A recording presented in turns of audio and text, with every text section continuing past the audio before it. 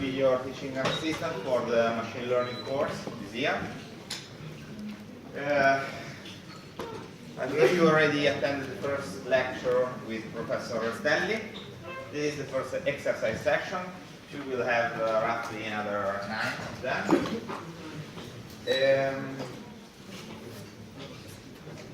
Most of the information about the course will be uploaded on the BIP platform, but if you need anything else or if you need any contacts from me, that's the website you should go to, okay? So for instance, if you at some point need an appointment or you need to send me a mail, here's where you can see everything, okay? See any information you need, or most of the information you need. I will try to also upload the schedule for the exercise session in the teaching part of my website. I thought I did it already, but it's not working. So I will have to check again. Yeah, maybe it's see.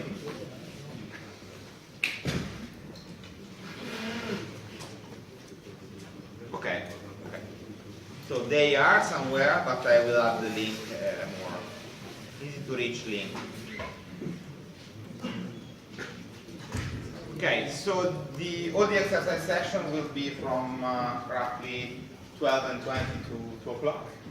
It will mostly depend on the day, but I think I will stop at 2 o'clock.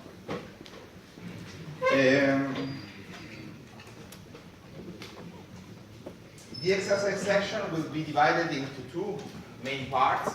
The first one will be practical exercise. So you will have to write some code, and you will have to use the technique you will learn during classroom on real data sets. And this part will be held in MATLAB. If you haven't already downloaded MATLAB, I suggest you to download it, and also to add some toolbox, for instance, the statistical toolbox and the neural network toolbox. I think also the optimization one would be a nice stuff. For those of you who doesn't know anything about MATLAB or are not so familiar with MATLAB, I already uploaded on BIP, let's say, brief guide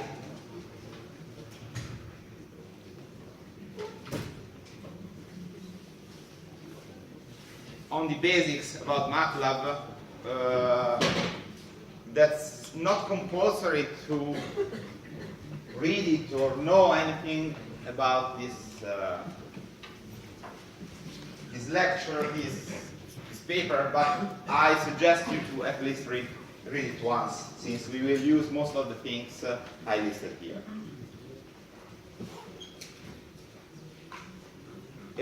Differently from last year, the exercise session will be also required during the exam. And differently from last year, I will provide you some really basic example, and you will have to go through this example before the exercise session, and then during the exercise session we will perform some other experiments, some other coding on different data sets. And these other exercise will be of the same kind you will see on the exam on July, something like that. Okay?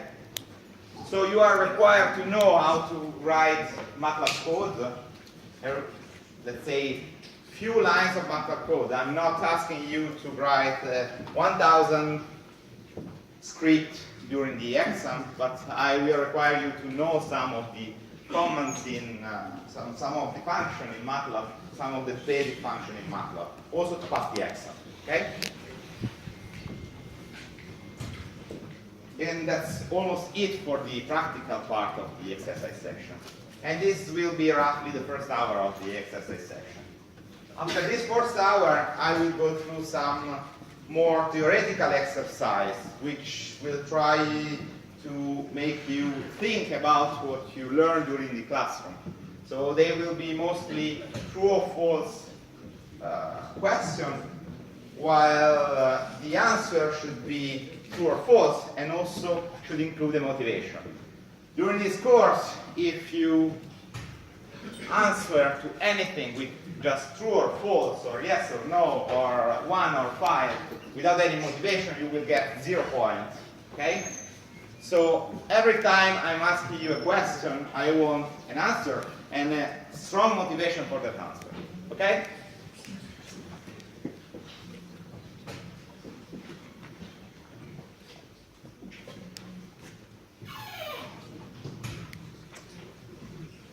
Okay. I think for the bureaucratic part, it's enough. Today we will go through a slightly different exercise session, since we will have a brief recap about statistics, about distribution, about probability, about confidence interval, and so on. I think that for some of you that will be trivial or boring, so I'm not constraining you here. If you want to leave, please go. That's just to try to level your knowledge. Everything I will show you today will be the basis for everything you will see during lecture and also during the exercise session. Okay? So if you don't understand something, please ask me. That's not a problem. Because if you don't understand that, what I'm showing you today, I'm quite sure that you won't understand anything in the next session. Okay? Is everything clear? Yeah. Perfect.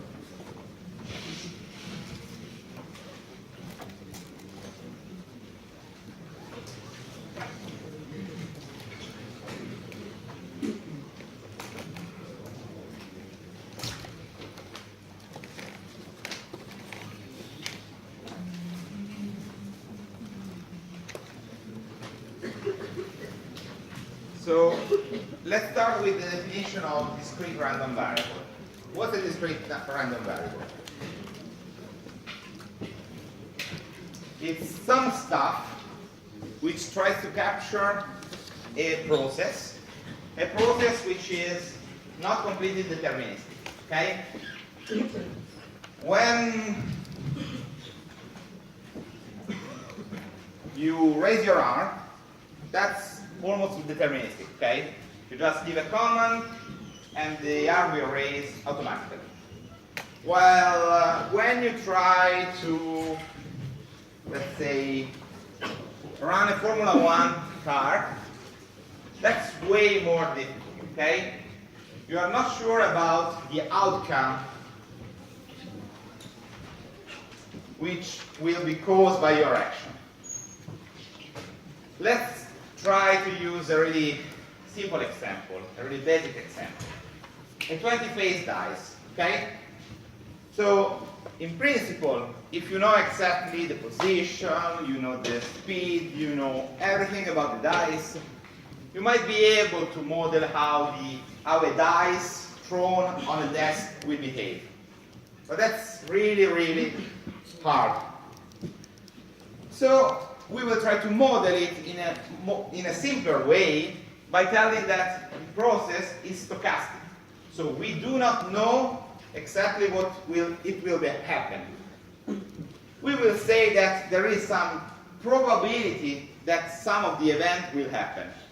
So on a 20-face dice, on the throwing of the 20-face dice, you will have many outcomes. What are the possible outcomes I can have?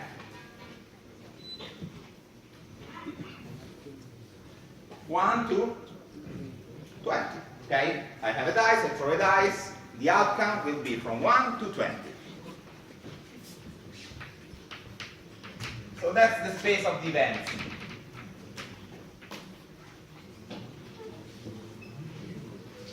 This is what might happen.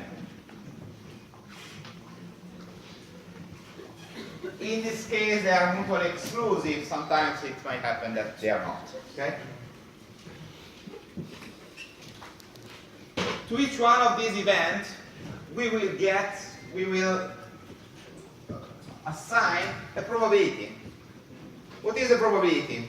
It is the likelihood, let's say, how much is possible that this event will occur. In this case, if the dice is a regular dice, I will have exactly the same probability for each one of the outcome. Okay? So, if my random variable x is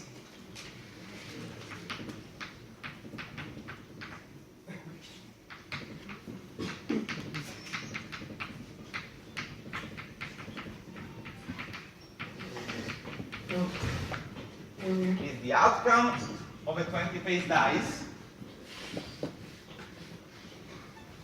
I will have that the probability of an event, let's say, okay, if we want to be really precise, an event in the space of the event is exactly the same for each one of the events. And in the specific, if we want to use, let's say, the frequentistic point of view, we can say that the probability is the count of the favorable events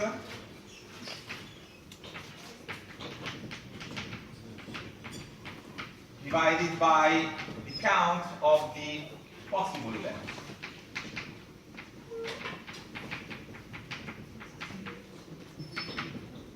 So if I want a specific number, if I want a specific number to happen, I will have that the favorable events will be just one. Okay? If I want that the 3 will come out to my dice, I will have only one favorable event. While all the possible events is nothing else but the cardinality of the event set, which is 20. And this makes sense, okay? Now, sometimes I also want to compute the probability of more than event to occur. And specifically, I want to compute the probability that my random variable gets a value which is really low. If you ever played a role-playing game, you know that this is a really bad event, you know? For instance, if I get only 1, 2, or 3, I will get really unfavorable events in a role-playing game, okay?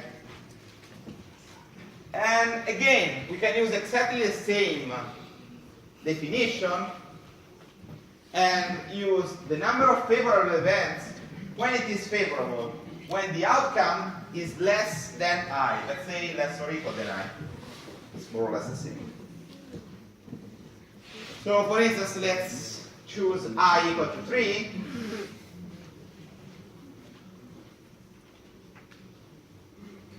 If I choose I equal to 3, I will get that the favorable events of my random variable x are 1, 2, and 3.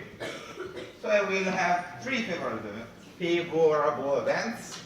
So the events which satisfies the inequality, while I will have 20 possible events. Okay?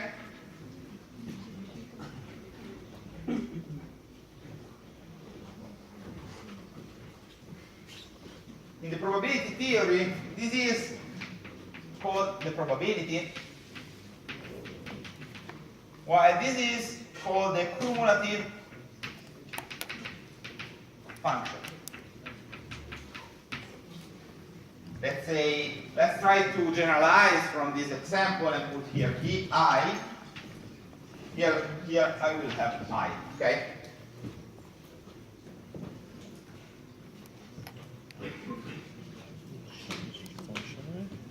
So these two stuff tells me how much is likely that something will occur, even if I'm not sure that that event will occur. Okay? There are two other quantities which are really interesting when we are talking about random variable. Okay, there are some properties on these two functions which are quite trivial. Let's try to infer some property about this probability and cumulative function. For instance, here, can I have a probability which is less or equal than 0?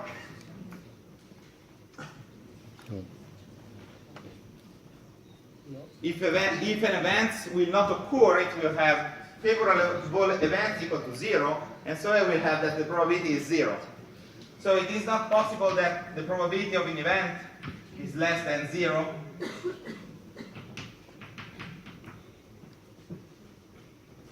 And again, the most favorable, say,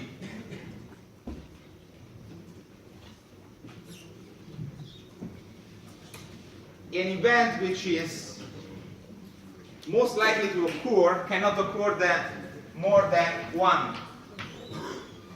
For instance, if I'm telling you that over this set, the probability of x equal to 3 is equal to 1, that means that I have a dice whose outcome is always equal to 1. And I cannot add more probability to that event. Okay? The other thing is that if I have a set of events, something should happen. So if I have 20 outcomes, some one of the outcomes should occur every time I throw a dice. So this means that if I add all the probability of all the events, I will have that the probability should sum up to 1. Okay? This is because otherwise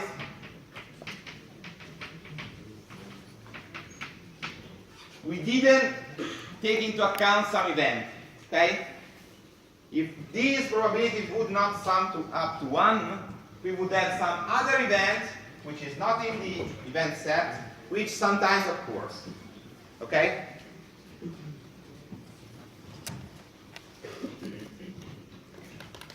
If we check about this other function, we will have some properties which will derive from the probability function, which are similar. Again, each one of the probability cannot be less than 0.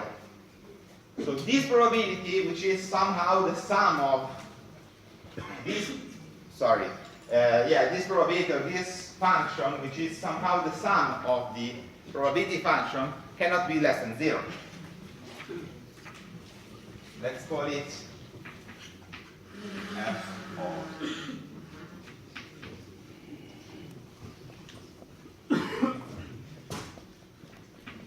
f1.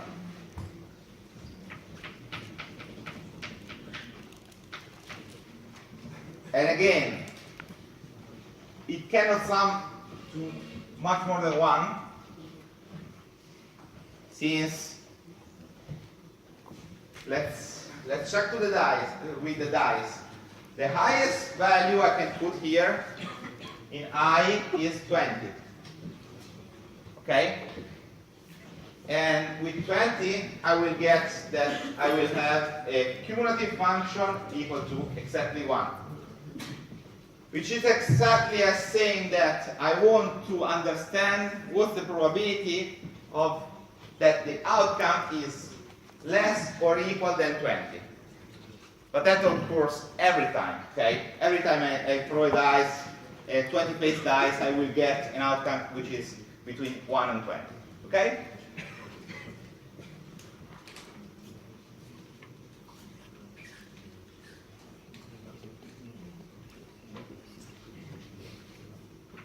If I try to evaluate this function for an I which is smaller than the minimum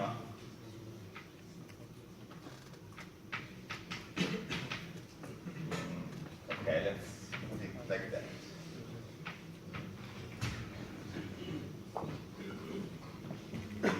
If I'm trying to compute this function for an I which is smaller than the minimum of the number in the event set, what should I get? 0. 0, okay? Because I do not have, this happens, the probability that x is smaller than, let's say, minus 20 in this case, is 0, because it never happens. And exactly the same if I choose an I which is greater than the maximum, I will get 1, okay?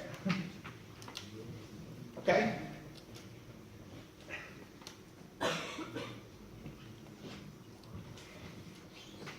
So let's draw these two functions.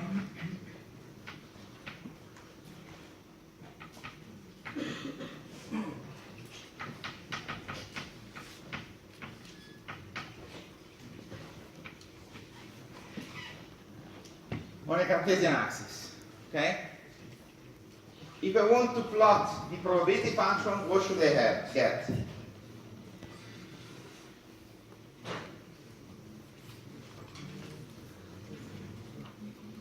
Somebody of you was drawing a straight line. We are quite there. Okay, I will get a point at height 1/20 over 1 over 2 till 20. Okay? What about the cumulative function?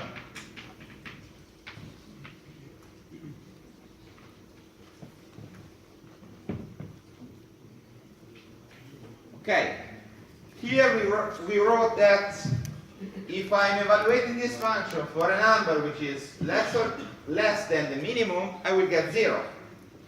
So up to 1, my function will be 0.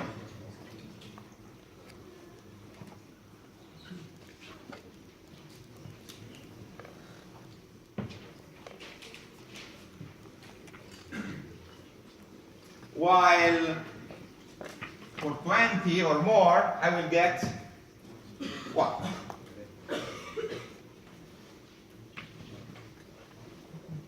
What happens in the middle?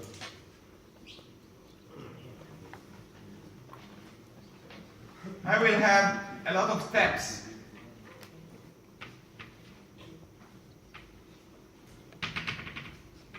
Okay? Each one will be 1/20 greater than the previous one. Okay?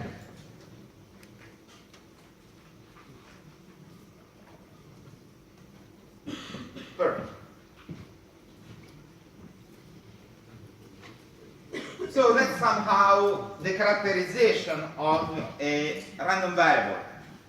But we have two other quantities which are kind of interesting when we are talking about random variable. The first one is the expectation.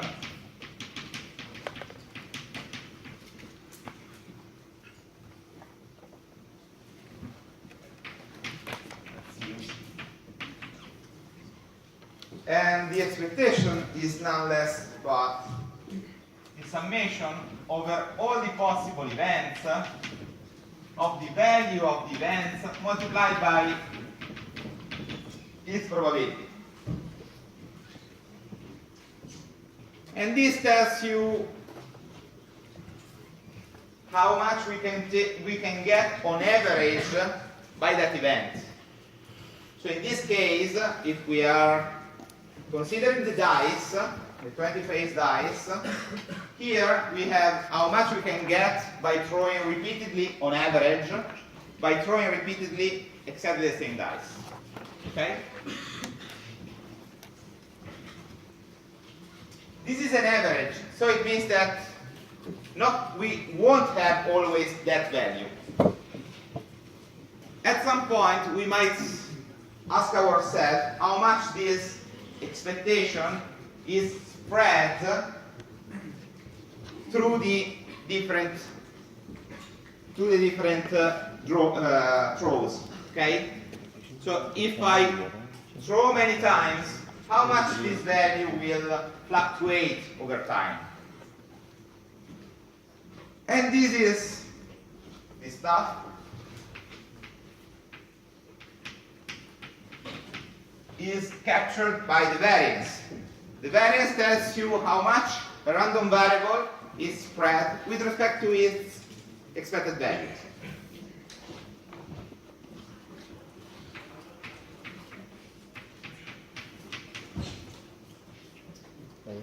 And since it is a spread, it is something like that. We want to evaluate how much each value is different from the expected value. Then we square it, since we want that this distance should be always positive. Okay? So even if we have a value which is lower or higher than the expected value, we want that this measure will increase.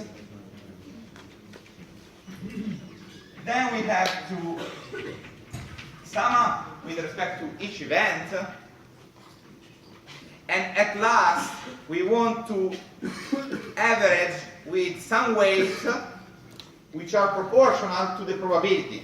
So if the ith event will occur with less or more probability, we want to weight it more or less. So we multiply by the probability of that event.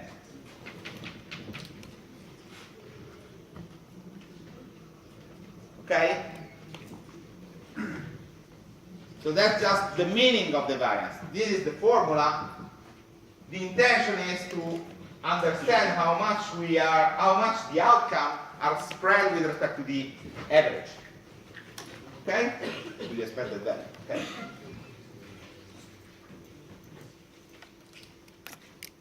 Does that make sense to you? Tell me something, please. It's completely...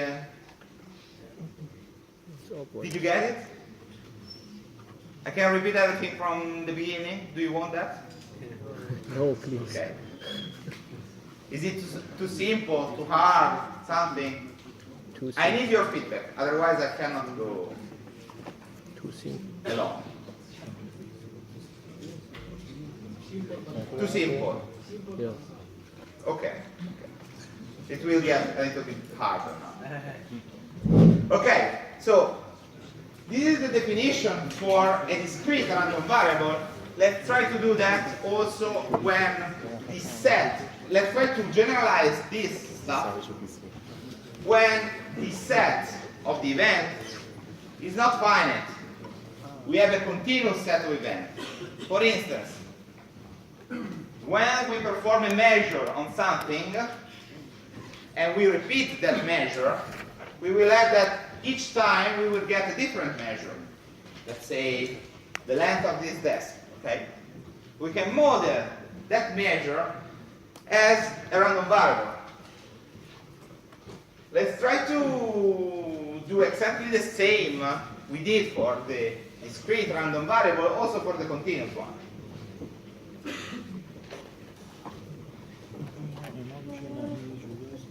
İzler bakalım. Tarifi varıyorsa.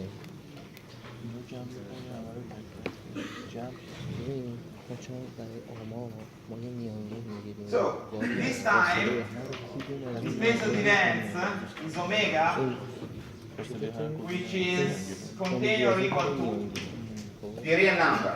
Okay? Now, if we put a probability over each one of the points in our set, let's say even a really small probability over each one of the points, how much probability I will get over all the sets? So how many points do I have in R? An infinite number of points. or if you know aleph 1, number of 1, okay?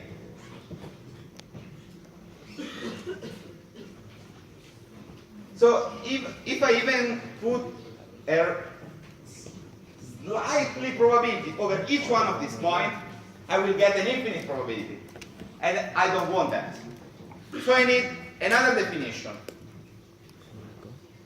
In this case, I'm not using a punctual probability, but I will have to define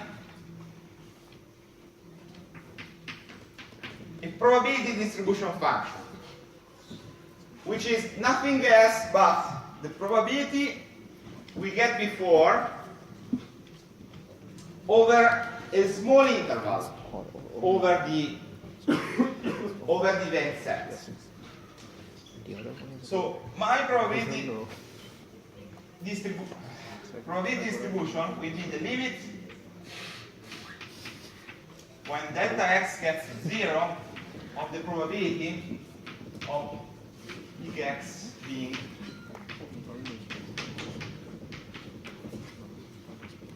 okay, the equal is superfluous. So let's try to understand what exactly happened. Here we had only a finite number of points, and we got a finite probability for each one of them. Now, if I did exactly the same with the dice getting in a continuous set of events from 1 to 20, I would have got a probability, an infinite probability, okay? So what I'm doing is the following.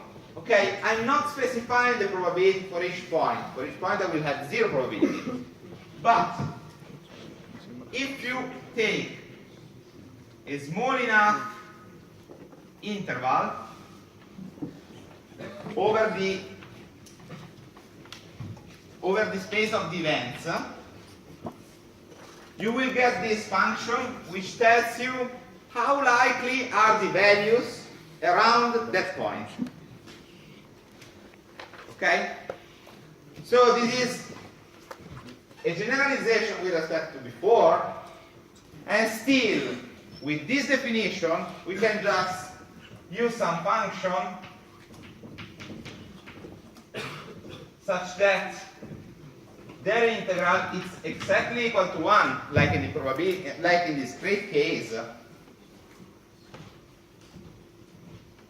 And as well, we can define a cumulative function as the integral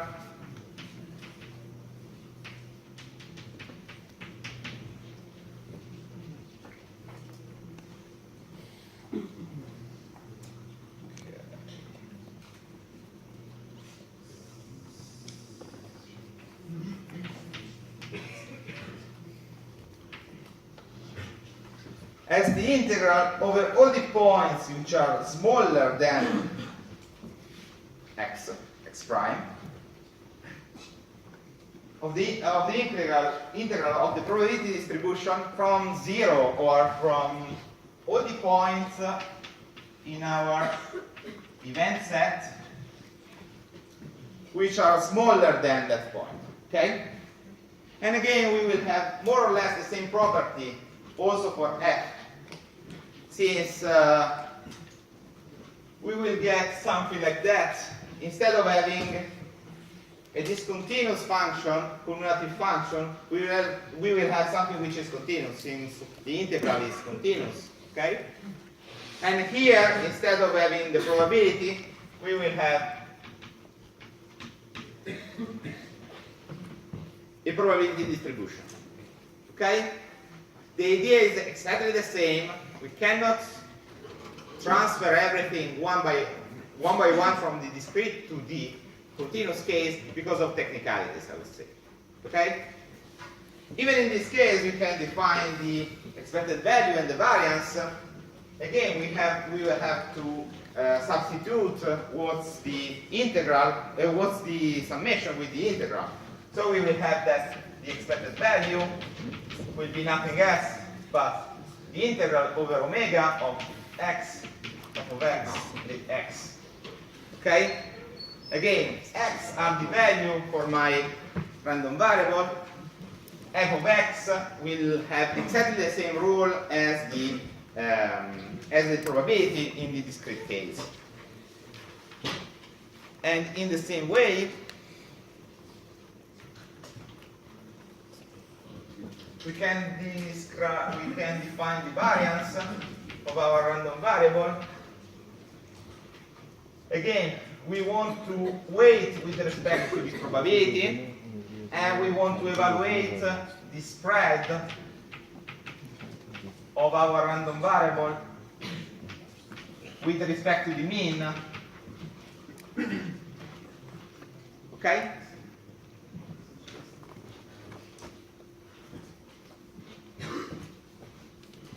Let's try to model a really simple random variable. The uniform random variable over 0, 1. So omega is 0, 1.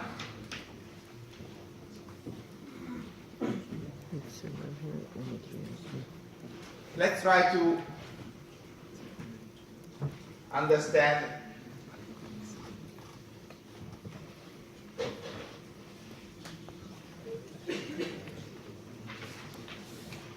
what's the shape of the probability density function for, and oh yeah, this one is also called the CDF, cumulative distribution function.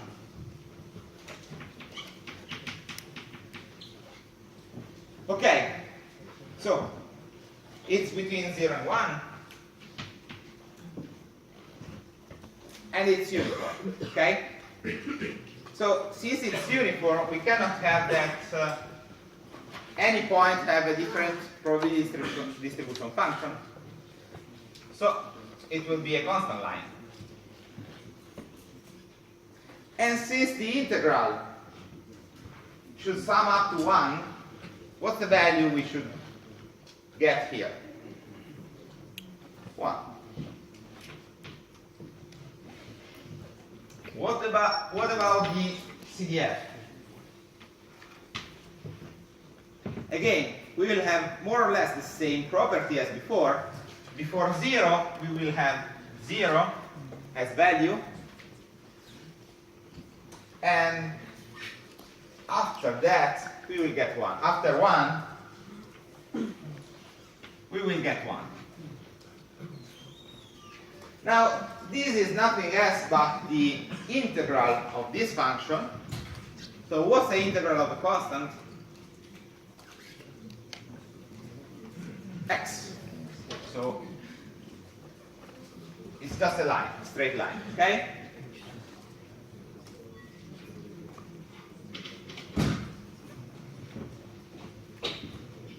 Exactly as before.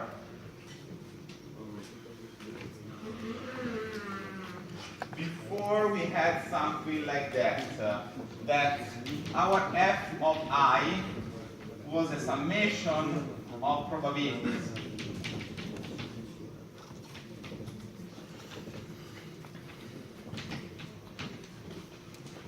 Even in this case, we will have that this one. Okay, that's the definition.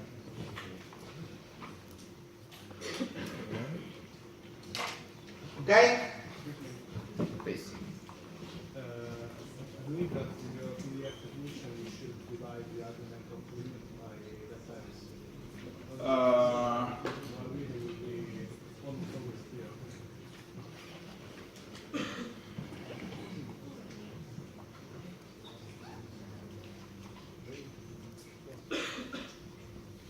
It makes sense.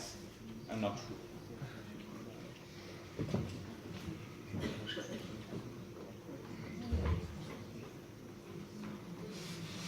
So that would be the incremental ratio. Sure. of the CDF. Sure. It has exactly the meaning as a derivative, so yeah, makes sense. Okay, thanks. Still, I will show. Okay. So I want you get the big picture, okay? Not the details, since I'm not doing everything in a formal way, okay? Probably the mathematical engineer in this room will hate me for doing something which is really rough, really, let's say, imprecise. But I want you to get what we are going to handle from now on, okay? Okay, so these are the stuff we will handle. How we will handle them? With MATLAB, okay? Since we will be able to create a random variable with MATLAB. What are the actions we would like to get from a random variable? We would like to know the distribution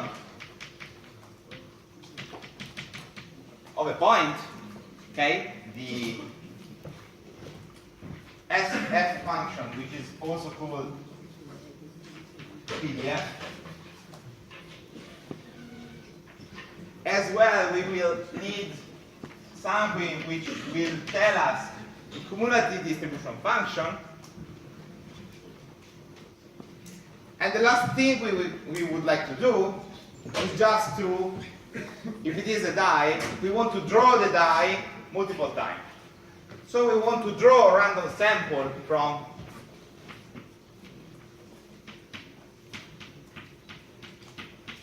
our random variable. Okay?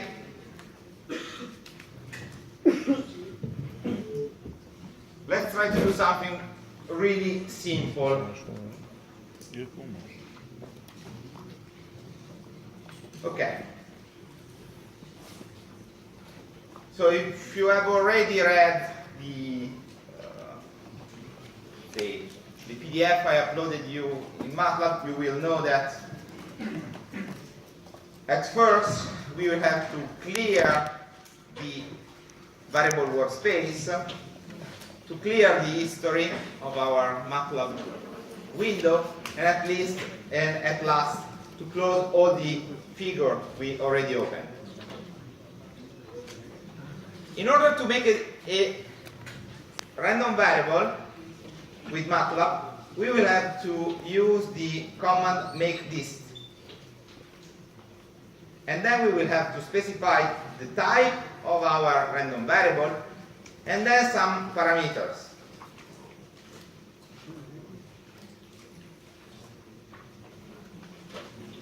Okay? Clearly, this doesn't work. I listed here some of the most common random variables that you could need. Okay? So for instance, if we want a Gaussian distribution, we need to specify that our makeDist has its first argument as normal, and we have to specify the mu and sigma parameters. What's the mu parameter? That's nothing else but the expected value. And sigma is the square root of the variance. Okay? So if we want to have a standard Gaussian distribution, we have to do something like that. Make this normal. A standard Gaussian distribution has 0 mean and standard deviation equal to 1. Let's check. Okay. Here we have an object which in MATLAB tells us that it has expected value equal to 0 and standard deviation equal to 1. If we want to check the probability distribution function, so the small f of our random variable for a specific value,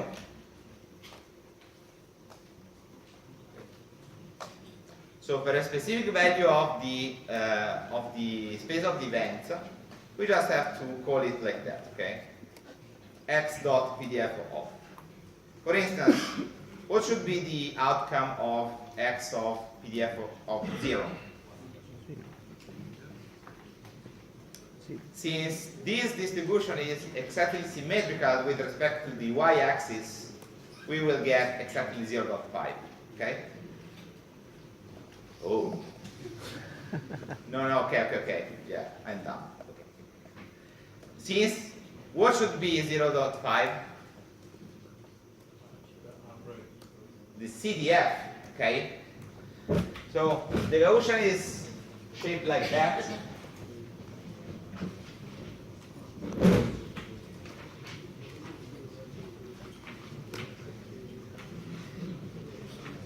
The standard Gaussian is shaped like that. And since it's symmetrical, we will have that in 0, the integral from minus infinity to 0 of this function should be exactly equal to 0.5. Otherwise, the entire integral will be 1. Okay? So, this is the PDF. This is the CDF, and it should be something like that.